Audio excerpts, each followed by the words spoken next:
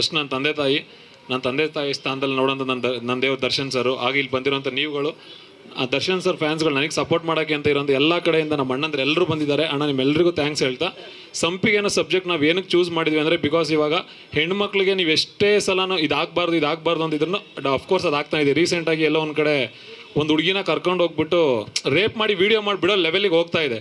Because ಸಂಪಿಗೆ ಅನ್ನೋದು ಹೂವು ಅಂದರೆ ಅದೊಂದು ಹೆಣ್ಣು. ಆ ಹೆಣ್ಣನ್ನು ಇದ್ರ ನಾವೇನು ಹೇಳಕ್ಕೆ ಹೊರಟಿದ್ವಿ ಅಂದರೆ, ಕೆಲವೊಬ್ಬರು ಮಾತಾಡ್ಸಾ ಇದ್ದಾರೆ, ಕೆಲವೊಬ್ರು ಮುಟ್ಟಕ್ಕೆ ಹೋಗಿ ಅಂದರೆ ಅನುಭವಿಸಿದವರು ಸಾಯ್ತಾರೆ, ಮಾತಾಡಿದವರು ಸಾಯ್ತಾರೆ. ಆ ಒಂದು ಸಾರಾಂಶ ಇಟ್ಕೊಂಡು ಸಿನಿಮಾ ಮಾಡ್ತಾ ಇದ್ದೀವಿ. ಬಿಕಾಸ್ ಇದು ಕಂಟೆಂಟ್ ವೈಸ್ ಹೇಳಬೇಕು ಅಂದರೆ ಒಂದು ಹೆಣ್ಣಿನ ಬಗ್ಗೆ, ಸಂಪಿಗೆ ಅನ್ನೋದೊಂದು ಹೂವು, ಅದನ್ನು ಒಂದು ಹೆಣ್ಣಿಗೆ ಹೋಲಿಸಿ ಆ ಮಹತ್ವ ಏನಿದೆ ಅಂತ ತೋರ್ಸಕ್ಕೆ ಹೋಗ್ತಾರೆ ಅಂತ ಸಿನಿಮಾ. ನಮ್ಮ ಡೈರೆಕ್ಟರ್ದೊಂದು ಅಂದರೆ ನಮ್ಮ ಡೈರೆಕ್ಟ್ ಕಥೆ ವೈಸು ಟೆಕ್ನಿಕಲ್ ವೈಸ್ ಎಲ್ಲ ತುಂಬ ಸ್ಟ್ರಾಂಗು. ಬಟ್ ಅವ್ರಿಗೆ ಏನಾದರೂ ಸ್ವಲ್ಪ ಜಾಸ್ತಿ ಕ್ಯಾಮ್ರಾಗಳೆಲ್ಲ ನೋಡ್ಬಿಟ್ರೆ ಸ್ವಲ್ಪ ನರ್ವಸ್ ಆಯಿತು. ಸ್ವಲ್ಪ ಸ್ಟಾರ್ಟಿಂಗ್ ಪ್ರಾಬ್ಲಮ್ ಅವ್ರಿಗೆ, ಸೊ ಅದರಿಂದ ಸ್ವಲ್ಪ ನರ್ವಸ್ ಆದರು. ಅದಾದಮೇಲೆ ಇವರು ಗಿರಿಯಣ್ಣ ಅಂದ್ಬಿಟ್ಟು ನಮ್ಮ ಅಣ್ಣ, ನನ್ನ ಟೀಚರು, ಎಲ್ಲನೂ ನನ್ನ ಸಿನಿಮಾ ಡೈರೆಕ್ಟ್ರು ಎಲ್ಲ. ಅದಕ್ಕಿಂತ ಹೆಚ್ಚಾಗಿ ಒಬ್ಬರು ಗುರು ನನಗೆ, ರುದ್ರಣ್ಣ ಅಂದ್ಬಿಟ್ಟು. ನಮ್ಮ ಎಲ್ಲರದು ಒಂದು ಟೀಮ್ ಜರ್ನಿ ಬಂದ್ಬಿಟ್ಟು ಒಂದು 8 ಇಯರ್ಸ್ ಜರ್ನಿ. 8 ಇಯರ್ಸ್ ಜರ್ನಿಲಿ 2-3 ಸಿನಿಮಾ ಎಲ್ಲ ಪ್ಲಾನ್ ಮಾಡ್ಕೊಂಡ್ವಿ. ಬಿಕಾಸ್ ನಾವು ಬರೀ ಸಿನಿಮಾ ಮಾಡಬೇಕು ಅಂತ ಬಂದಿದ್ರೆ ಇಷ್ಟೊತ್ತಿಗೆ 4-5 ಸಿನಿಮಾ ಮಾಡಿರ್ತಿದ್ವಿ.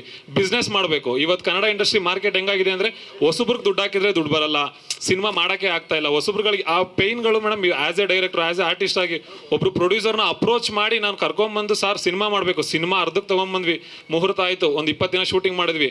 ಅದಾದಮೇಲೆ ಮತ್ತೆ ಇದು ಸ್ವಲ್ಪ ಎಕ್ಸ್ಟೆಂಡ್ ಆಯಿತು. ಇದೆಲ್ಲನೂ ಆದಮೇಲೆ ಥಿಯೇಟ್ರಿಗೆ ತೊಗೊಂಬಂದ್ಮೇಲೆ ಇನ್ನೊಂದು ಥರ ಪ್ರಾಬ್ಲಮ್ಮು. ರೀಸೆಂಟಾಗಿ ದೊಡ್ಡ ಮನುಷ್ಯ ಅನ್ನೋದೊಂದು ಸಿನಿಮಾ ಪ್ರಾಬ್ಲಮ್ ಆಯಿತು. ಆ ಥರ ಸಾವಿರಾರು ಪ್ರಾಬ್ಲಮ್ಸ್ ಇರುತ್ತೆ. ಅದನ್ನೆಲ್ಲ ದಾಟಿ ನಾವು ಸಿನಿಮಾ ರಿಲೀಸ್ ಮಾಡಿದ್ಮೇಲೆ ಜನಗಳಿಗೆ ಅಲ್ಲಿ 2 ಥರ ಇರುತ್ತೆ. ಅಕಸ್ಮಾತ್ ಜನಗಳು ನಮ್ಮನ್ನು ತೊಗೊಳ್ಳಿಲ್ಲ ಅಂದರೆ, ಯಾಕಂದ್ರೆ ಜನಗಳಿಗೆ ಇಷ್ಟ ಆಗಿಲ್ಲ ಅಂದ್ರೆ ತೊಗೊಳ್ಳಲ್ಲ. ತೊಗೋಬೇಕು ಅಂತ ಹೇಳಕ್ಕೆ ನಾವು ಯಾರೂ ಅಲ್ಲ.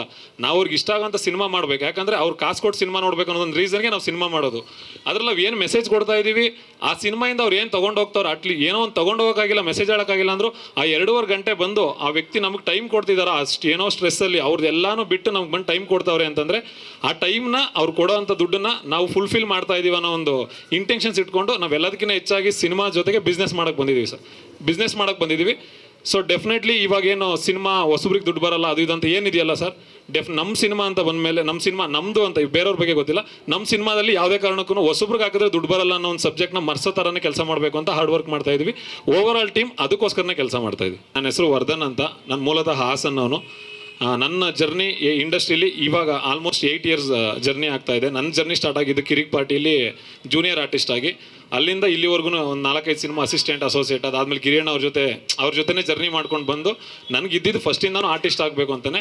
ಇವಾಗ ಆರ್ಟಿಸ್ಟ್ ಆಗೋಕ್ಕೆ ನನಗೆ ನನ್ನ ಗುರುಗಳ ಸ್ಥಾನದಲ್ಲಿ ಒಂದು 2-3 ಜನ ಡೈರೆಕ್ಟರ್ಗಳಿದ್ದಾರೆ. ಫಸ್ಟ್ ಗಿರಿಯಣ್ಣ, ಪ್ರಸಾದ್ ಸರ್, ಆಮೇಲೆ ಸೇತು ಬ್ರೋ ಅಂತ ಇದ್ದಾರೆ. ಈ ಥರ ಅವ್ರಗಳ ಜೊತೆ ಆ ಬಾಂಡಿಂಗ್ನ ಬೆಳೆಸ್ಕೊಂಡು ಏನೋ ಅಲ್ದಿರೋನ್ನ ಕರ್ಕೊಂಬಂದು, ಆಯಿತು ನೀನು ಈ ಸಿನಿಮಾದಲ್ಲಿ ನೀನು ಲೀಡಾಗಿ ಮಾಡು ಅನ್ನೋ ಶಕ್ತಿ ತುಂಬಿದ್ದಾರೆ. ಅದೇನೋ ಮಾಡೋಕ್ಕೆ ಹೋದಾಗ, ಇಲ್ಲ ನಿನ್ಗೆ ಯಾರು, ನೀನು ಅಪ್ಪ ಅಲ್ಲ ಮಗ ಅಲ್ಲ ಏನೂ ಅಲ್ದೇ ರುದ್ರನ ನಂಬಿಕೆ ಇಟ್ಬಿಟ್ಟು ನಮಗೆ ಮಾಡಿ ನೀವು ನಾನು ಸಪೋರ್ಟ್ ಮಾಡ್ತೀನಿ ಅಂತ ಬಂದಿದ್ದಾರೆ. ಅನ್ನ ಹಾಕೋ ಅಂತ ಕೆಲಸ ಮಾಡ್ತಿದ್ದಾರೆ. ಜೀವನದಲ್ಲಿ ಬದುಕಿರೋರ್ಗೋಣ ನಿಮ್ಮ ಋಣ ಯಾವತ್ತೂ ಮರೆಯಲ್ಲ.